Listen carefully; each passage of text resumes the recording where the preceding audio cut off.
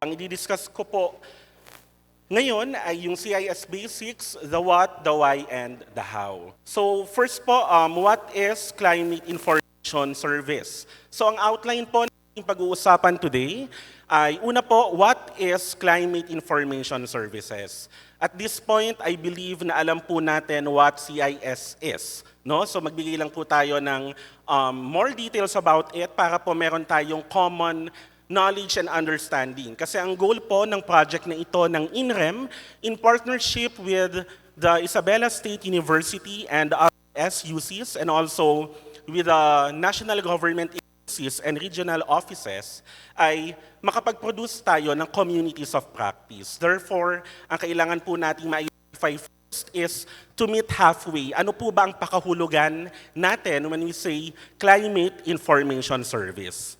Next, pag-uusapan din po natin ang tungkol sa CIS for Agriculture and Fisheries. And also, yung highlight po ng isinagawang Capacity Needs Assessment last year. So para po malaman din ninyo, I believe na kayo din po yung mga kasama sa CNA na ginawa last year. Para malaman natin ano po ba ang resulta ng needs analysis and feedback of the different sectors na makakasama natin for the COP.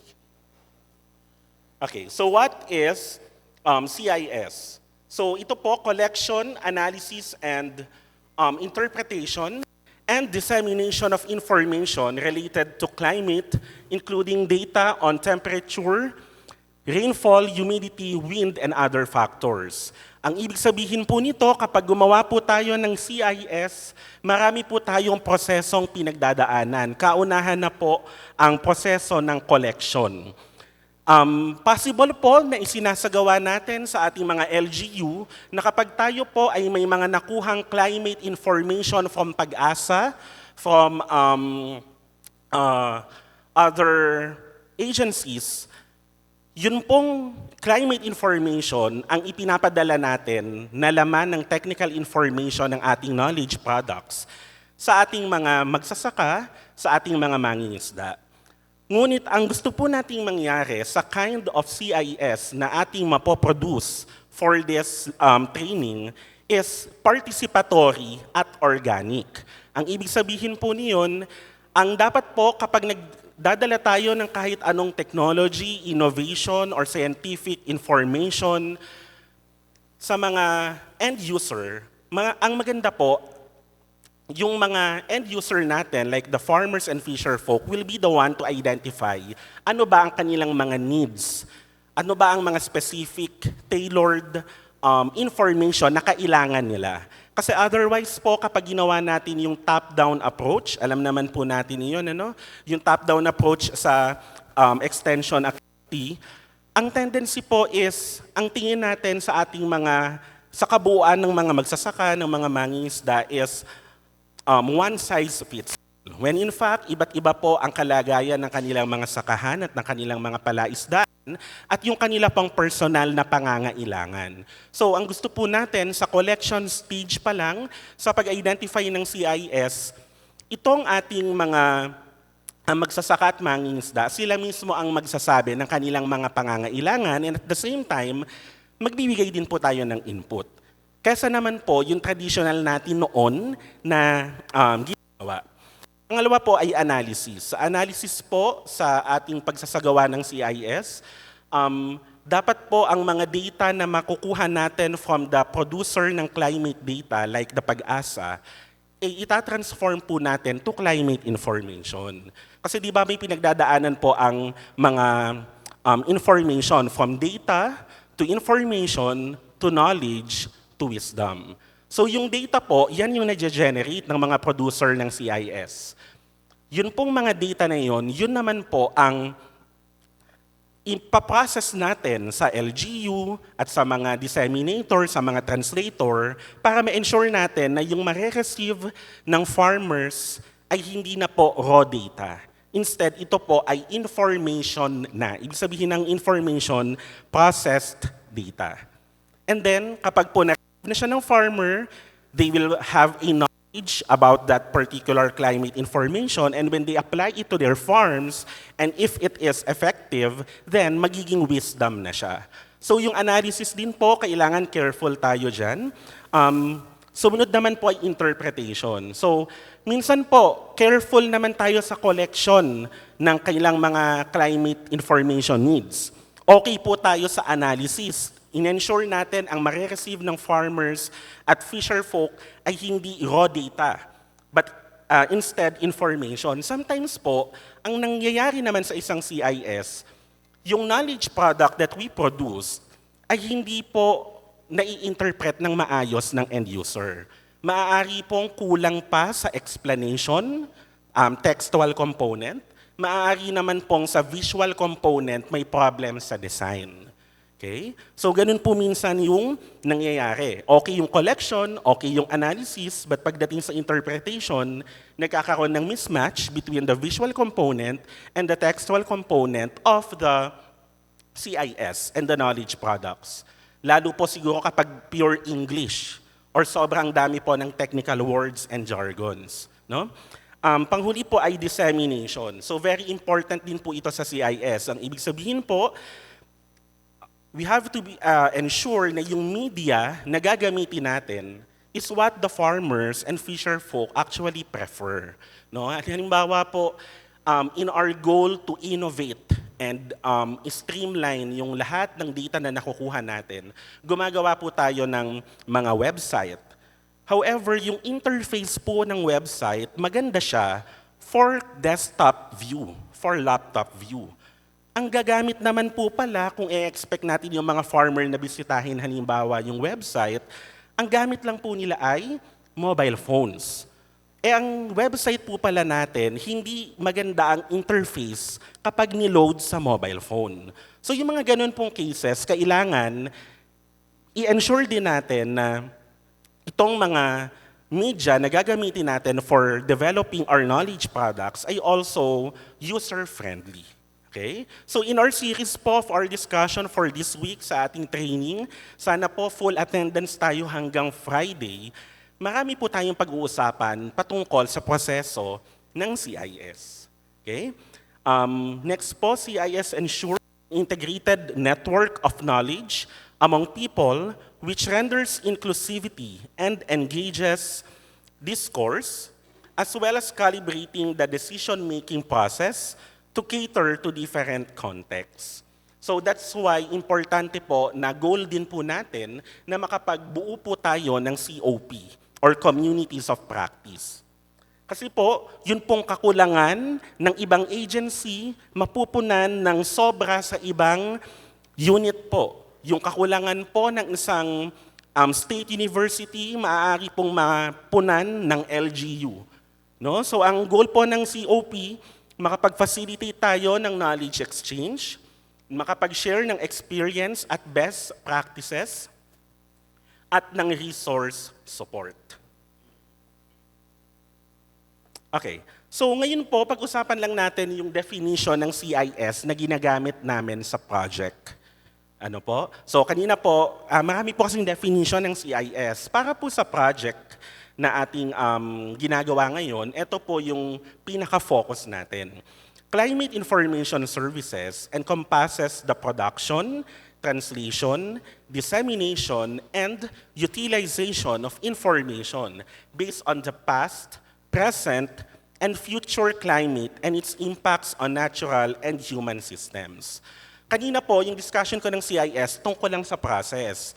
Ang ine-emphasize po natin sa definition na ito ay yung historical component, yung temporal component.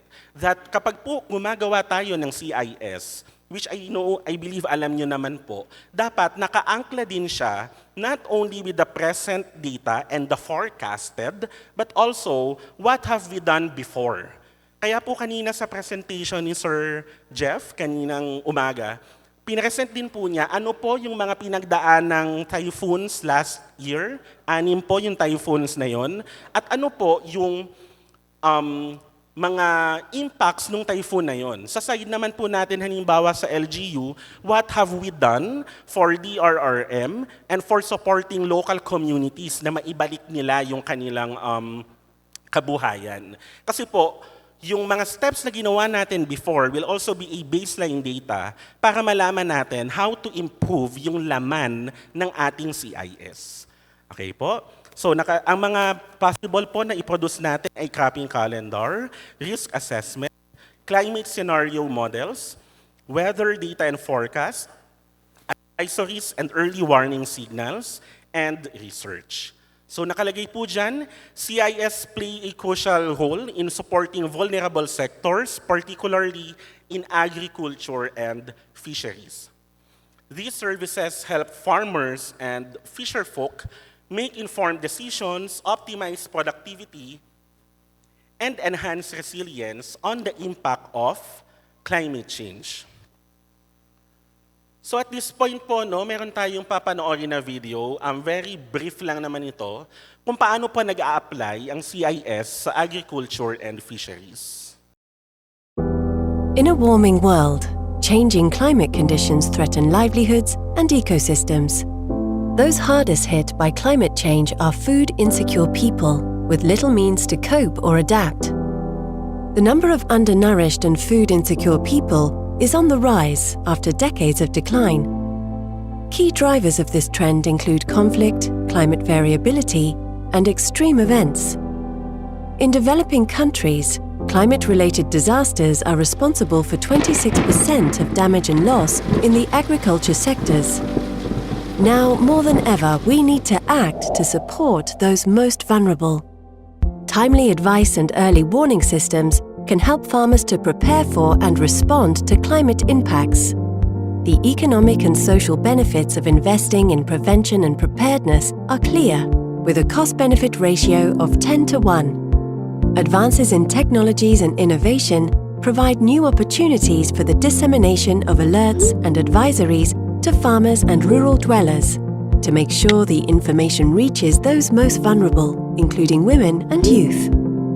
Together with national and international partners, the Food and Agriculture Organization of the United Nations supports countries to strengthen climate services for farmers, from monitoring and data collection to dissemination of actionable advice to end users, and empowering farmers to make climate-smart decisions through participatory approaches. Getting there is a country-specific step-by-step process. Here are some of the steps. Improved monitoring and data collection. Installing weather stations equipped with agricultural parameters will improve the coverage of quality information relevant for agro-weather services. Agricultural and meteorological data can be shared in a common database. Creating working groups of national entities, including ministries and research institutions, will establish data sharing and co-production of outputs. Service production. An agroclimate service is produced when data from stations or satellites is processed and analyzed to create actionable alerts, recommendations, or advisories in a way that can be easily applied by end users. For example, agroclimate data can be used to forecast pest and disease outbreaks for early response and management. Actions based on timely and accurate information can be preventative rather than reactive. Dissemination to end users. Alerts and advice for farmers can be shared through bulletin, radio, SMS, smartphone application, social media, or web platform. Advances in technology and increased access to mobile phones provide new opportunities for climate services to reach end users. Decision-making and action. Using targeted alerts and advisories can improve the resilience of farm communities. Through participatory trainings, farmers learn how to apply climate information to identify actions best suited to the local climate and individual circumstances. Achieving a world with zero hunger by 2030 requires concerted effort and ambitious climate action. Climate services can support the agriculture sector and, importantly, farmers to prepare for and prevent the impacts of climate change. Let's work together to support farmers and countries to reach their climate and food security goals.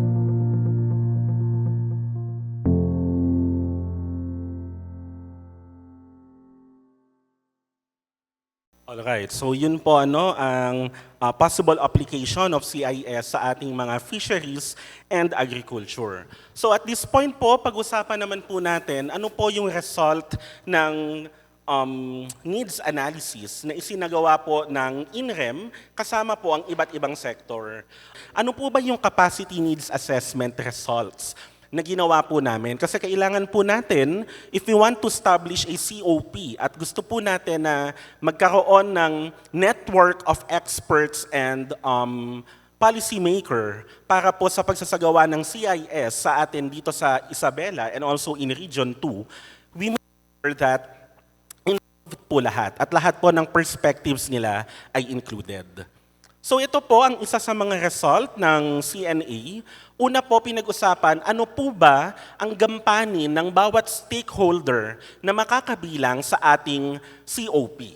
So nabanggit po base sa usapan na may 4 po palang roles ang mga kasamahan natin sa CIS sa pag-develop ng knowledge products at iba't iba pang component ng Climate Information Service. Meron pong producer, translator, disseminator at user. So sa producer po, ito po yung mga agency na na-identify nila yung role nila na nagpo-produce po sila ng climate data or climate information. So ito po ay ang DOST, DOST Pag-asa, the Department of Agriculture, the DA-BIFAR, and also the National Irrigation Administration. So ang role po according to them, during the CNA, sila po ang nagpo-produce ng climate data na relevant po sa paggawa ng knowledge products para sa CIS. Sa translator naman po, ang ibig sabihin nito, if you remember, di ba, nabanggit po natin kanina, data, information, knowledge, wisdom. So pag pinag-usapan natin, kailangan pong i-translate yung raw data into an information or set of information na ipapadala natin sa farmer. So madalas din po, base sa CNA, na kung sino po ang producer, sila na rin po ang nagtatranslate ng mga climate data that they have gathered into pieces of information na pwede pong ma-receive ng farmer at fisher folk. Then disseminator po. Sa disseminator, ito naman po yung mga nagdi-distribute ng mga knowledge products na tinranslate ng mga agency. Makita po natin, sila pa rin naman po kasi alam naman po natin ang ating mga national government agencies ay nagsasagawa ng kanilang mga extension activities. But nadagdag po dyan ang role ng DIL, particularly po sa atin, nakikisatin ako, no? Sa inyo po, sa LGU. No? And also, sino po yung gumagamit? Siyempre po, aside from the farmer and fisher folk, gumagamit din po ng climate information itong mga disseminator themselves. Kasi ginagamit po nila, natututunan po nila yung mga kulang nilang data na nasusupplement ng Pag-asa. Kung ang BIFAR ay may kailangan silang data from Pag-asa, sila din po yung user of the information. So makita po natin dyan, nadagdag naman po ang DENR as users of information na pinoproduce ng DA, ng BIFAR, ng Pag-asa, at ng National Irrigation Administration. So ito po ay isang aspeto ng CNA na isinagawa last year. Okay. Dito naman po sa roles by stakeholder group. Makita po natin, i-share ko lang sa SUC at sa ISU, sa mga state universities and colleges, at sa Isabela State University. They identified themselves as most actively engaged as user of the climate information and also producer of CIS. So 55% identified themselves as user po ng mga climate information, then 40% ay producer, ang disseminator po ay 30, translator ay 20. Now, bakit po ganyan ang nangyari? According po sa CNA last year, ang nabanggit ng mga SUC at mga ISU ay meron po silang nararanasang difficulty sa pagta-translate ng scientific and technical concepts into something more popular or layman for the farmers and the fisher folk. na masasolve naman po natin sa training. Ano po? Coupled din po ito ng possibilities ng misinformation sa mga end user at sa pagpili po ng credible sources ng information. Ang nabanggit po dito, posible po na may efforts naman definitely ang SUC at ISU to communicate with the local communities, pero nakakalaban din po nila yung mga misinformation online. Ano pong example? Hindi ko po sure kung napapansin ninyo na may mga pages po sa Facebook na kapag may bagyo or kasagsagan ng bagyo, kapag humupa na siya, the next day, meron ng Facebook post na magsasabing may parating na namang isa pang super typhoon. Pero pag binasa nyo ang website ng Pag-asa or Facebook page ng Pag-asa, wala naman pong padating. So yung mga ganun po, no, na minsan napapansin din po yan na kalaban po natin sa di-disseminate ng climate information. Nabanggit din po na may weak points ang SUC at ISU sa paggawa ng extension work. Kasi po kulang sila sa budget, kulang po sa oras at personnel na ang trabaho lang po ay pang-extension service. And also, kailangan daw po nila ng training. Sa mga LGU naman po na nag-participate last year, ito po yung result ng CNA. According to them, they are primarily users and disseminator ng climate information service. So yun naman po ang nabanggit nilang role. 77% user, 68% ay disseminator, 41% ay producer and translator. No po? Okay. So ano naman pong context nitong sa atin sa LGU? So dito po sa LGU, ang nabanggit po nila na strong points, active po ang ating Municipal Environment and Natural Resources Office at Extension Officer sa pagsasagawa po ng dissemination ng CIS. Tama po ba? Active po ang ating mga LGU doon, ano po? Walang sumagot. Active po, no? Tama po ba? Okay, sige. So, access to regular updates from Pag-asa. Stable po at consistent. Lagi po tayong tumitingin sa Facebook page ng Pag-asa. Nabanggit din po ng mga LGU na they conduct regular meetings at consultation sa mga local communities. Tama po? Yes, ayan, tama. Okay, sige. However, nabanggit din po nila, nakaka-experience pa rin sila ng limited manpower. And dahil po sa limited manpower, hindi po nila na-distribute lahat ng climate information sa iba't ibang barangay, lalo po sa mga medyo malalayo. No po? And also, they experience low awareness of climate change impact sa mga barangay. So ito naman po yung disparity. Minsan po, masipag tayong mag-communicate ng scientific and ng climate information sa mga barangay, sa mga local community, pero hindi naman natin kinukuha yung feedback nila kung naiintindihan ba nila at naa-apply. Minsan po ganun yung tendency na mangyari. So, ito po natin sa CIS, from collection to analysis to interpretation to application, nakatutok po tayo. No? So, bubuo po tayo ng community of practice na tututok sa mga ganong stages. Dito naman po yung mga CIS sources. So napag-usapan po, ito po ay sama-sama ng sagot ng mga LGU, SUC, NGA. Ang most popular source po ng kanilang climate information ay Pag-asa. Sumunod po ay barangay official. Kasi po sila yung mga nag-explain sa mga tao ano po yung gagawin kapag may mga parating po tayong mga climate risk. And also mga neighbor. No? So as much as sa climate information, gumagamit po tayo ng digital technology, very effective pa rin po ang word of mouth. Next po, top mass media sources. Ito naman po ay tungkol lamang sa mediated communication. So television, second ay radio, third ay social media. And then sa list, UCIS, ito po yung application and software. So nabanggit ko na yan kanina po na posibleng hindi natin siya okay yung website on the laptop, pero not all the community members have laptop and internet. Okay yung interface sa desktop, hindi siya matranslate to mobile phone. No? So may mga ganong cases po. And also printed material.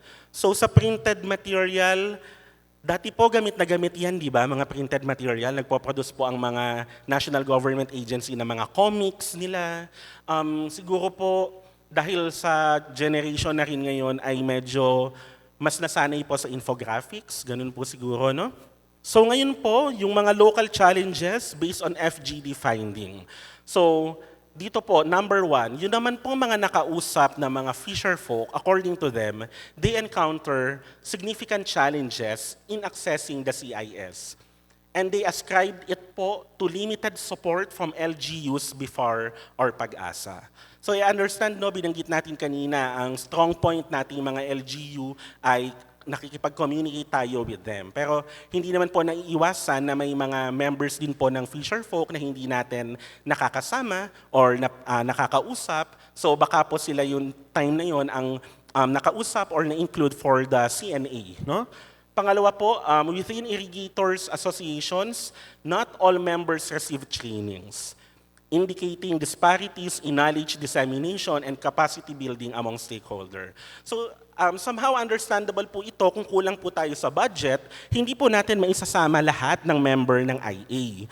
However po, as much as possible, sana ma-include natin silang lahat para po magkakaroon din po sila ng sense of belongingness na parte sila ng programa. Next po, pangatlo ay the CIS that SUCs provide are sometimes misunderstood by the recipients, which affects the decision making. That is why nabanggit ko po kanina, very important po yung interpretation, na dapat po yung visual component at yung textual component ay malinaw para po understood siya by the farmers and fisher folk. And number 4, for municipal agriculturists, dissemination of information is hindered by varying levels of understanding among the constituent farmers and fisher folk. So anong ibig sabihin nito? It could result to misinformation and exclusion of technologically disadvantaged individuals. Kasi hindi naman po lahat pare-pareho ang access at capability to access knowledge products and also yung capability nila to process the information. Kaya po, sinimulan ko yung lecture kanina na hindi po tayo nagwa one size fits all. As much as possible, hindi na po tayo nagta-top down. Kasi po, kung ang tingin lang natin sa mga farmer ay generally ang kanilang attitude sa knowledge reception, same ang kanilang level of understanding, mahihirapan din po tayo. So kung magsisimula po sa mga farmers themselves ang pag-identify ng mga climate information needs nila, then mas magiging madali po on our part ano po yung ibibigay natin sa particular information cluster. No? So it is therefore important po na yung mga ipoproduce nating knowledge products ay tailored sa needs ng mga farmers and fisher folk. Later po, or the next day, may mga i-discuss din tayo para ma-address lahat ng mga result ng CNA. Sa comments and suggestions naman po for agriculture and fisheries, una po, nagre-request po ang mga farmers ng timely and accurate po na weather updates, especially from PAG-ASA. They also mentioned po ang improved scheduling of updates, continuous reminder, and more accurate forecast. In terms of training and capacity building, gusto pa po nila na magkaroon ng seminar, meetings at consultation on climate change adaptation. Next po ay environmental and agricultural support. So request for additional support such as tools, equipment, and other essential inputs, and also timely distribution of other inputs po. Then in terms of technology and accessibility, requests for improved access to technology such as computer and internet, particularly in remote area.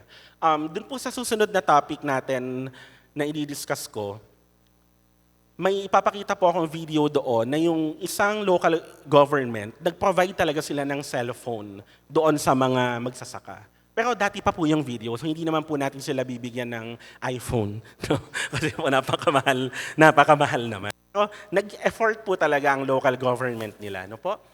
Next, collaborative efforts, so improved communication and collaboration within and between agencies. And also, developed coordinated and harmonized strategies to ensure that programs complement rather than overlap. Okay. For the training topics, ito po yung mga sinubukan namin i-address doon po sa online website. Yun pong tinatanong kanina ni Dr. John na sino po yung mga nakabisita doon sa ating website. Ano po? So sa mga SUC, yan po yung mga sinuggest nilang topic na gusto nilang matutunan.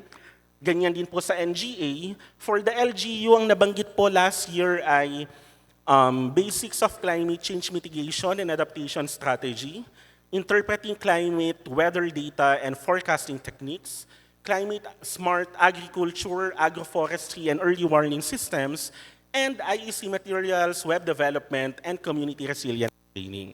So actually po, nagsimula pa po ng seminar yung pagbisita ninyo sa dun sa website. Sino po ulit yung nakabisita at nag-enroll dun sa website, dun sa training po online? Ay, meron naman po. Salamat, sir. So meron po, no? So yun po, dun pa lang po. Kasi yung training po natin ngayon, nakafocus siya dun sa Module 4. Pero yung Module 1 to 3 na mga scientific and technical stuff, nandun po yan sa online. Pabisita na lang po, ano? Okay, so summary, CIS refer to an integrated network of knowledge designed to help decision makers and everyday people understand and respond to climate-related issues. Pangalawa po, CIS for Agriculture and Fisheries in Region 2 is produced, translated, and utilized by a community of practice. Yan po ay bubuuin or binubuo ng NGAs, SUC, at LGUs who work together, albeit currently in an informal setup. Pero gusto po natin itong in the future siguro ay mas streamline at ma-formalize. And finally, farmers and fisher folks are facing hurdles in getting the CIS that they need because of insufficient training, uneven dissemination, and different levels of understanding and technology familiarity. So yung ilan po dyan, i-discuss pa natin today and in the following days. So for action points po, ang SUC, we expect that they would offer specialized training and certification courses sa mga student and practitioner for climate data interpretation para makatulong din po sila sa pag-transfer or pag-translate ng climate data. NGAs naman po, ensure climate data is freely accessible in a standardized, easy-to-understand format that could cater to local governments, university, and community groups. Sa inyo naman po sa LGU, engage local farmers, fisher folk, and other vulnerable groups in various methods. Maaari pong mediated through mass media, maaari pong online, maaari din pong interpersonal communication. No? So combination po of different media.